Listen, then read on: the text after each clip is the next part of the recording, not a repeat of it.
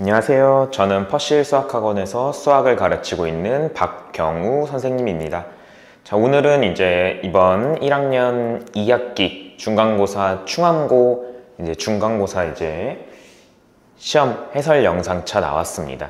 그래서 오늘은 한 3문제 정도 같이 한번 풀어볼 예정이고요. 이번 충암고 시험은 난이도가 조금 어려웠어요. 근데 이제 학교에서 예고한 대로 학교에서 준 프린트나 그 다음에 올림포스에서 어려운 문제들이 거의 다 나왔고, 그 다음에 이제 맨 마지막에 단답형의 맨 마지막 문제가 역대 97년도 수능 문제인데, 역대 수능 중에 제일 오답률이 1%? 정답률이 1%인 그런 문제를 갖고 오셨더라고요. 그래서 조금 변형이 됐지. 맨 마지막에 원래는 원본은 최대값이었는데 이번 문제에서는 최소값으로 나와서 문제가 조금 더 쉬워지긴 했는데, 그래도 아무튼 역대 수능 중에 가장 정답률이 낮은 그런 문제를 갖고 와서 조금 난이도가 있는 시험이었지만, 그 문제 빼고는 나머지 문제들은 다 학교에서 예고한 대로 학교 프린트나 올림포스 부교재 같은 데서 다 나왔기 때문에 그걸 좀 잘 풀어줬으면은 원하는 결과가 있지 않았을까. 그래서 오늘은 그 문제들 중에서 좀 까다로운 문제 3문제 정도 한번 해설을 해보도록 하겠습니다. 자, 먼저 11번 문제부터 시작을 해보겠습니다. 자, 보면은 복소수 집합의 부분집합 A가 다음 세 조건을 모두 만족시킬 때 집합 A의 모든 원소의 제곱의 합을 구해달라는 그런 문제인데, 자, 조건을 보면은 이 집합 A에는 0이 무조건 들어가야 되고, 그 다음에 조건 나에는 A가 이 소문자 A가 집합 A의 원소가 되면은 요 1-A분의 3 플러스 A도 집합 A의 원소가 돼야 된대요. 그 다음에 이 A의 원소는 총 5개가 돼야 되는데, 사실 얘도 최근에 나온 모의고사 문제죠. 그래서 20년도 그때쯤에 나온 좀 모의고사 문제인데 살짝 변형이 되어 있죠. 그래서 먼저 조건을 확인해 보면은 0이 A에 들어갔다고 되어 있으니까 우리는 과감하게 집합 A에다가 0을 추가를 하는 거죠. 그러면은 집합 A에 0이 들어가면 나로 넘어오면은 A에 0이 들어가면, 그럼 여기다 0을 갖다가 집어넣으면 1분의 3이 되는 거니까 무조건 3도 집합 A에 들어가겠죠. 그 다음에 3이 또 A에 들어가면, 그러면 여기다가 3을 갖다가 집어넣으면은 마이너스 2분의 6이 되면서 얘는 마이너스 3이 또 집합 A에 무조건 들어가게 돼야 되는 거예요. 그래서 마이너스 3을 집어넣으면은 얘 0 되는 거니까 다시 이렇게 돌아오죠. 그러면 여기서 끝나냐? 다 해서 집합 A는 5개가 돼야 된다니까 우리는 여기다가 2개를 더 추가를 해줘야 돼요. 원소 2개를 더 추가를 해줘야 되는데 뭘 추가할까 고민을 해보다가 그냥 아무거나 추가해볼까 해서 2 같은 거 가져와서 여기다가 추가를 해봤다고 치면은, 그럼 여기다가 2를 갖다가 집어넣으면은 그럼 얘는 마이너스 1분의 5가 되면서 마이너스 5도 무조건 따라 들어와야 되고, 그 다음에 마이너스 5를 여기다가 집어넣으면은 얘는 6분의 마이너스 2가 되면서 마이너스 3분의 1도 무조건 따라 들어오게 되죠. 근데 이렇게 우리는 2개만 추가해야 되는데 이 2 넣으려면은 적어도 3개는 무조건 따라 들어오게 되어 있어요. 그래서 이렇게 아무렇게나 넣으면 안 되겠다라는 거 우리는 생각을 할 수가 있겠죠. 자, 그러면은 뭘 집어넣어야 되냐? 나에서 A를 집어넣었을 때 나온 이 원소가 똑같이 그냥 우리가 집어넣은 게 그대로 나온다면, 그러면은 그냥 원소 하나로 퉁 칠 수 있겠죠. 그래서 우리는 저 1-A 분의 3 플러스 A가 혹시나 A가 그대로 나오는 아이가 있을까 한번 알아보는 거예요. 그래서 우선 1-A를 여기다 곱해주면은 얘는 3 플러스 A는 A-A 제곱이 되고, 그럼 이렇게 사라지면서 A 제곱은 마이너스 3이 되죠. 그래서 결국 A는 플러스 루트 3i가 된다면은, 그러면은 플러스 루트 3i를 집어넣으면은, 그러면은 이 값이 똑같이 플러스 루트 3이 된다는 거고, 그 다음에 마이너스 루트 3i를 집어넣어도 얘가 똑같이 마이너스 루트 3이 나오는 거니까, 그럼 우리는 이 두 원소를 여기다가 그냥 그대로 갖다가 집어넣으면은 A에는 0은 무조건 들어있으니까 가 조건 만족했고, 그 다음에 이제 0 집어넣으면 3 나오고, 3 집어넣으면 마이너스 3 나오고, 루트 3i 집어넣으면 루트 3i 나오고, 마이너스 루트 3i 집어넣으면은 마이너스 루트 3i가 그대로 나오니까 이 나 조건도 이제 만족했고, 다도 하나, 둘, 셋, 넷, 5개니까 만족을 했죠. 그래서 결국 집합 A는 이렇게 이제 구성이 될 수 있다라는 거예요. 그래서 이 집합 A의 모든 원소의 제곱의 합 구하라고 하니까 얘 제곱하면 0이고, 얘 제곱하면 9고, 얘 제곱하면 9고, 얘 제곱하면 마이너스 3이고, 얘 제곱하면 마이너스 3인 거니까 이거 이제 싹 다 더해주면은 12가 된다는 거를 알 수가 있겠죠. 되죠? 자, 다음 문제로 넘어가 보도록 하겠습니다. 자, 서답 3번 보면은 이제 40명의 학생이 이제 ABC 동아리에 이제 가입하려고 하는데, 이제 이러한 조건을 이제 만족하면서 가입을 한다라는 거죠. 그래서 이제 가 조건은 제출된 신청서는 모두 68장인 거고, 나 신청서는 A 동아리, B 동아리에 중복으로 신청한 학생 15명인데 그 모든 학생들이 C 동아리에는 신청을 안 했대요. 그 다음에 B 또는 C 동아리에 신청한 학생 수는 33명인데 중복 신청한 사람은 이제 10명이다 이렇게 되어 있는 거죠. 그래서 그때 이제 B 동아리에만 가입한 학생 수의 최대값을 구하라는 그런 문제인데, 이거는 이제 집합의 이제 원소를 세는 문제인 건데 항상 이런 거를 풀 때는 벤 다이어그램을 그려줘야 되는 거죠. 그래서 이제 이 문제도 벤 다이어그램을 이제 그려서 한번 풀어볼 건데, 전체 학생 수가 이제 40명이 있다고 했으니까 전체 집합을 40명으로 이렇게 이제 만들어주고, 그 다음에 여기에는 A 동아리 신청한 사람, 그 다음에 B 동아리 신청한 사람, 그 다음에 C 동아리 신청한 사람, 요렇게 이제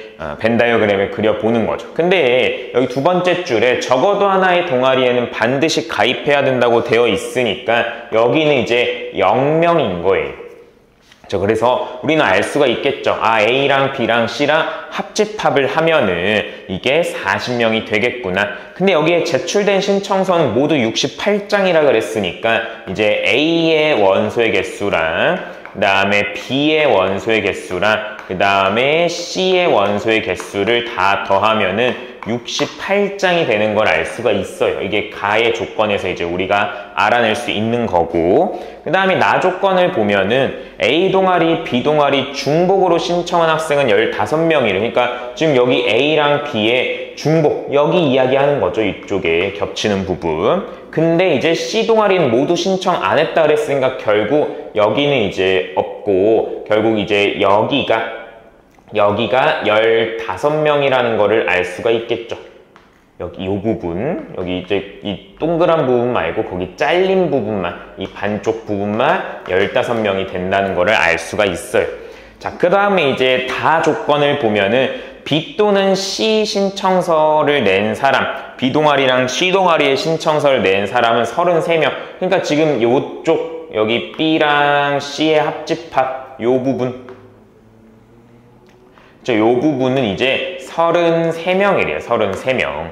그 다음에 이제 B와 C의 중복 신청한 사람은 10명이래요. 그러니까 지금 이제 여기에는 중복 신청, B랑 C랑 이제 중복 신청한 사람은 여기가 이제 총 10명이 돼야 된다는 거 알 수가 있겠죠. 여기랑 여기랑 이제 다 더하면은. 그때 이제 B 동아리만 여기 부분을 우리가 물어보는 거예요. 여기에 이제 최대값을 물어보는 건데, 지금 우리가 공식을 하나 알고 있죠. 지금 이제 A 합집합, 그다음에 B 합집합, C라는 그 원소의 개수는 우리는 A의 원소의 개수에다가 B 원소의 개수에다가 C 원소의 개수를 이제 더한 다음에 그 다음에 A 교집합 B의 원소의 개수 빼주고 B교집합 C의 원소의 개수 빼주고 C교집합 A 원소의 개수 빼준 다음에 그 다음에 A교집합, B교집합 C의 원소의 개수를 이제 더해주는 3개짜리 합집합 공식이 하나 있는데 여기다가 숫자를 하나씩 이제 넣어보면은 지금 아까 합집합 뭐라 그랬냐면 전체가 40명인데 여기 바깥쪽에 0명 적어도 하나의 동아리는 모두 신청한다 그랬으니까 여긴 0명이니까 합집합이 40명이 된다는 거 알 수가 있어요. 자, 그 다음에 A랑 B랑 C랑 더하면 68인 거 가해서 이제 우리가 구해놨죠? 그래서 여기 이제 68명이 되는 거고 그 다음에 여기 A교집합 B는 지금 15명인 거죠. 여기에는 이제 이쪽 부분이 이제 15명인 거니까. 근데 정확히 이야기하면은 지금 이제 A교집합 B랑 그 다음에 이제 B교집합 C랑 둘 다 이제 더해주면은 A교집합 B랑 B교집합 C랑 둘이 더해주면은 25가 된다는 거 우리 이야기할 수 있겠죠. 그러니까 여기 A랑 B는 요 반쪽짜리 부분이 색칠되고 난 B랑 C의 교집합은 여기 부분이 다 색칠되니까 결국 여기 둘이 이제 더한 게 이제 25명이 된다는 거 알 수가 있어요. 그래서 여기는 이제 25명이 되고 그 다음에 이제 얘는 잘 모르죠. 여기 C교집합 A의 개수는 잘 몰라요. 그래서 얘는 이제 C교집합 A는 잘 모르겠고 그 다음에 이제 이 A교집합 B교집합 C라는 거를 우리는 더해 줄 거라는 거죠. 근데 나를 한번 잘 읽어보면은 A랑 B랑 중복으로 신청한 학생들은 C 동아리를 신청하지 않았어요. 그러니까 결국 A교집합, B교집합 C라는 거는 없다라는 거죠. 왜냐면 A랑 B랑 중복으로 신청한 학생 수들 중에 C 동아리 신청한 사람은 아무도 없다 그랬으니까 결국 3개가 동시에 신청된 학생 수는 없다는 거예요. 그래서 지금 여기 부분이 0이 된다는 거를 우리는 알 수 있다라는 거죠. 그래서 여기는 이제 0이 된다. 되죠? 그래서 우리는 이제 여기서 이제 C교집합 A의 원소의 개수를 구해볼 수가 있겠죠. 그래서 얘네 둘이 계산해주면 43이 나오고 그러면 C교집합 A는 3이 나와야 된다. 즉 여기 C교집합 A 여기 부분이 3이 나와야 된다라는 거를 우리는 알 수 있다라는 거예요. 그 다음에 이제 여기 합집합이 33명이라고 했으니까 우리는 뭘 알 수 있냐면은 지금 여기 15, 3, 10 다 더하면은 28이 되는 거니까 여기 B만이랑 C만이랑 여기 둘을 더해준 게 얘네 둘을 더해준 게 5명이 돼야 된다는 것까지 우리가 알아낼 수 있는데 지금 B의 동아리에 가입한 학생 수를 최대값을 구하라고 했으니까 얘네 둘이 더한 게 5명이라면은 그냥 C만 가입한 학생 수를 0으로 주고 그 다음에 B를 가입한 학생 수를 5명 다 주면은 이게 최대값이 되겠죠. 그래서 B만 이제 가입한 학생 수는 최대값은 5명이다 라고 답을 구해볼 수 있겠습니다. 자, 다음 문제로 넘어가도록 하겠습니다. 자, 서답 6번 한번 보면은 두 방정식 이제 px는 0, qx는 0 이제 실근이 각각 7개랑 9개가 된대요. 그때 이제 집합 A는 이러한 조건을 이제 만족하는 게 이제 집합 A인데 이게 이제 무한집합이 돼야 된대요. 그 다음에 집합 A의 부분집합 B에 대해서 또 집합 B는 이러한 조건을 이제 만족을 하라는데 그때 이제 집합 B의 원소의 개수의 최소값을 구해달라는 그런 문제인 거죠. 그래서 뭐 아까도 이제 이야기했듯이 얘는 97년도 이제 수능에서 뭐 지금까지도 역대 이제 뭐 제일 낮은 정답률을 이제 기록하고 있는 그런 조금 유명한 문제인데 근데 이제 얘는 이제 원본은 여기가 이제 최대값이라는 그러한 이야기인 거죠. 그래서 뭐 조금 있다가 이제 여기가 최대값인 것도 한번 구해보도록 하는데 그러면은 우선은 이런 문제는 어떻게 접근을 해야 되냐면은 이 집합 A를 무한집합이 되게끔 해석을 조금 해줘야 되는데 해석의 가장 기본은 대입이에요. 대입. 내가 진짜 숫자들을 가지고서 얘네들 한번 분석을 해보는 거예요. 그래서 내가 지금 각각 P랑 Q의 실근의 집합을 그냥 대문자 P를 7개라 그랬으니까 그냥 이제 과감하게 1, 2, 3, 4, 5, 6, 7이라고 이렇게 두고 그 다음에 이제 Q는 이제 저 QX의 실근의 집합을 Q라고 하면은 얘는 9개니까 지금 얘네들이 이제 뭐 아무런 조건이 없으니까 우선 다 서로 다르다고 이제 생각을 해 보는 거죠. 그래서 얘는 이제 8, 8, 9, 10, 11, 12, 13, 14, 15, 16, 9개라 했으니까 이렇게 P랑 Q를 전부 다 이제 다른 이제 원소들을 가지고 있는 실근의 집합이라고 이제 생각을 해 보면은, 그럼 이제 우리가 이 집합 A에다가 이 X에다가 한번 이제 각각의 원소들을 집어넣어 보는 거예요. 먼저 이제 X를 1이라고 이제 생각을 해 보면은 저기 지금 PX 대신에 1이 들어가겠죠. 그 다음에 이제 QY는 0이고, 그 다음에 QX 대신에 1을 갖다가 집어넣고, 그 다음 PY는 0이다 이렇게 되어 있죠. 그러면은 지금 이제 X는 1이라는 거는 P의 실근의 집합 안에 들어가 있으니까 얘는 지금 실근인 거니까 0이 나올 수 있겠죠.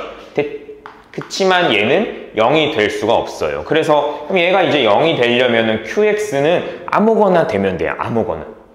어차피 얘가 0인 거니까 얘가 아무거나 되면은 어차피 0이 되겠죠. 근데 이제 이 오른쪽에서 얘가 이제 0이 아니니까 얘가 0이 되려면은 얘가 0이 될 수밖에 없어요. 근데 PY가 0이 되려면은 이 Y는 뭐가 돼야 돼? 얘는 PY가 1에서부터 7까지 될 수밖에 없다라는 거죠. 그럼 지금 여기서 나올 수 있는 X랑 Y의 순서상은 X가 1이라고 생각했을 때 Y가 1이라는 거, 그 다음에 X는 이제 계속 1이라고 했을 때 2인 거, 그 다음 쭉쭉쭉 해가지고 1이라고 했을 때 7까지 이렇게 될 수 있다라는 거예요. 그렇죠? 그래서 무조건 이제 유한 집합인 거죠. 7개인 거죠. 7개. 그럼 내가 여기에 X 대신에 이 2를 바꾼다고 해서 뭐 크게 달라질 건 없겠죠. 그냥 여기가 2로만 바뀌고 어차피 0 되고 얘 어차피 0 안 되고, 그럼 얘가 0 돼야 되니까 여기서도 마찬가지 1과 7. 그러니까 X가 2로 바뀐다고 해도 어차피 7개 이렇게 이야기할 수 있고, 그러면 이제 P에 들어가는 여기 있는 애들은 전부 다 집어넣으면은 7개의 원소가 나오는 거예요. 그래서 그럼 우리는 이제 좀 건너뛰어서 X에다가 Q에 들어가는 거를 한번 집어넣어 볼까 이런 생각을 하겠죠. 그래서 이제 X에다가 Q가 들어가는 거 8을 갖다가 집어넣으면은 P8 그 다음에 QY는 0이 되고, 그 다음에 Q8 그 다음에 PY도 0이 돼야 되는데 여기서도 이제 마찬가지 P8은 0이 되지 않고 Q8은 0이 되죠. 그래서 여기서는 뭐 신경을 쓸 게 없죠. 이미 0이 되어 버렸으니까. 근데 여기서 이제 얘가 0이 돼야 되는 거니까 QY가 0이 되려면은 지금 여기서 Y는 8에서부터 16이 들어간다는 거 알 수가 있어요. 그러면은 여기서 이제 X랑 Y의 순서상은 8,8부터 8,16까지 이렇게 나올 테니까 총 9개가 나온다는 거 알 수가 있겠죠. 근데 아무튼 유한집합이에요. 그래서 얘도 8부터 16까지 다 동일한 상황인 거 알 수가 있겠죠. 근데 여기 있는 것들을 다 집어넣어 봤자 어차피 계속 유한계만 나온다라는 거예요. 그러면 우리는 이런 생각을 해볼 수가 있겠죠. 여기에 없는 원소 집어넣으면 어떻게 될까? 그냥 뭐 가볍게 X에다가 0을 한번 집어넣어 보면은, 그러면 이제 P0을 QY는 0이 돼야 되고, 그 다음에 Q0은 그 다음에 PY가 0이 돼야 되는데, 그러면은 여기서 이 0은 P의 실근이 아니기 때문에 0이 아니고 얘도 Q의 실근이 아니기 때문에 0이 아니에요. 그러면은 결국 얘가 0이 돼야 되고 얘가 0이 돼야 되는데, 지금 P랑 Q는 겹치는 거 없기로 하기로 했잖아요. 우리가 아무런 조건이 없으니까. 그냥 얘 7개랑 이 9개는 전부 다 다른 거라고 우리가 이야기를 하기로 했는데 둘 다 0을 만드는 건 있을 수 없겠죠. 그러니까 지금 P랑 Q에 들어가지 않는, 둘 다 들어가지 않는 원소를 집어넣는 거는 이제 실근 A의 원소가 나올 수가 없다라는 거죠. 그래서 결론은 여기 있는 이 원소들을 다 집어넣어봤자 유한집합이 나올 수밖에 없으니까 이 유한계를 다 더해봤자 무한은 되지 않겠죠. 그래서 지금 우리가 뭐 하고 있어요? 얘네 둘이 겹치는 게 하나도 없을 때 생각을 하는 건데 그런 거는 될 수가, 무한집합이 될 수가 없다라는 거죠. 그럼 우리는 생각을 하기를 하나라도 한번 겹쳐볼까? 이런 생각을 해볼 수가 있겠죠. 그렇죠? 그래서 한번 이제 지워보고 우리가 얘를 겹쳤다. 이 실근이 단 한 개라도 겹쳤다라고 이제 생각을 해보자는 거죠. 그래서 7을 이제 집어넣고 여기다가 이제 7이라는 거를 겹쳤다고 생각해서 7을 집어넣고 16을 이제 지워주면은 얘는 7개, 얘는 9개, 그 다음에 7은 하나 겹쳐보는 거죠. 그래서 겹쳐져 있는 원소를 한번 집어넣어야 봐야지라는 생각으로 집어넣어 보면은 그러면은 P에다가 이제 7을 집어넣고 그 다음에 QY는 0이 되고 그 다음에 이제 Q에다가 7을 집어넣고 그 다음에 PY도 곱했을 때 0이 돼야 된다.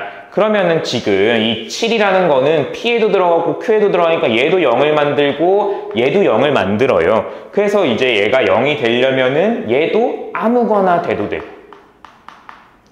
Y가 아무거나 돼도 되고 얘도 아무거나 돼도 되는 거죠. 아무거나. 그러니까 이제 이 Y라는 게 이제 무한이 된다라는 거예요.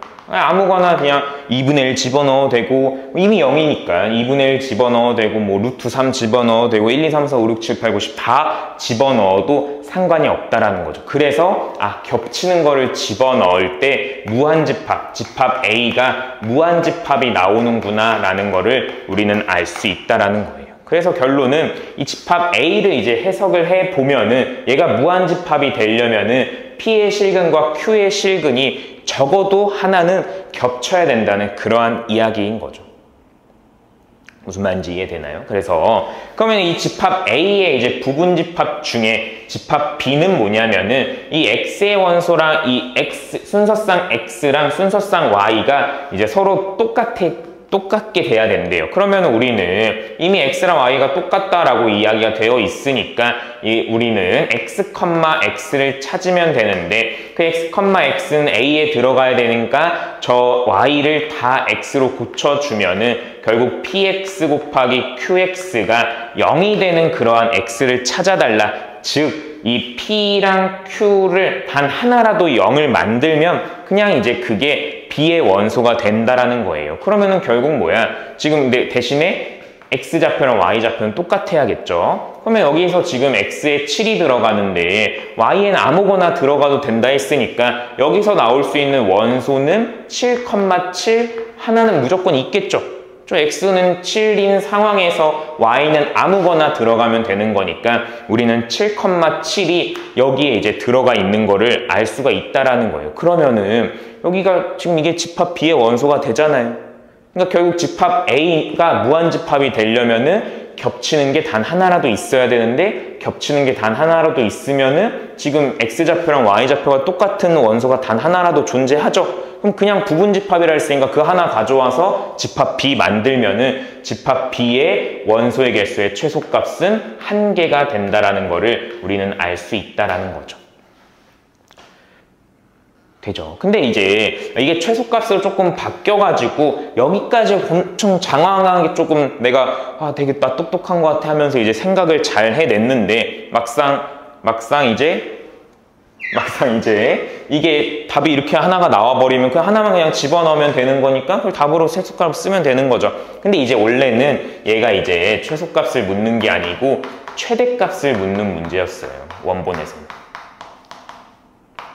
최대값을 묻는 문제였는데 그럼 우리는 이렇게 생각을 할 수가 있겠죠. 이 집합 A는 적어도 하나 겹치라고 했으니까 적어도 하나 겹치면서 여기 둘 중에 하나 무조건 이제 실근을 갖고 오라고 하면은 P가 0이 되든지 Q가 0이 되든지 그러니까 여기서 적어도 하나 겹치고 P가 0이 되는 거는 7개 그 다음에 Q가 0이 되는 거는 9개 근데 하나가 겹치니까 빼기 1개 해주면은 이걸 원본의 답은 15개가 된다라는 걸 알 수가 있어요. 하나 겹치는 게 제일 크겠죠. 만약에 이제 여기서 6까지 이제 이렇게 6까지 겹쳐버리면은 얘 7개, 얘 9개 겹치는 게 2개니까 2를 빼니까 14개로 줄어들잖아요. 그래서 이제 최대값은 딱 하나만 겹쳤을 때 그렇죠? 적어도 하나는 겹쳐야 되는 게 집합 A가 무한집합 되는 조건인 거니까. 그래서 하나 겹쳤을 때 최대값은 15개. 이게 이제 원본의 이제 정답이 되는 거죠. 근데 이제 우리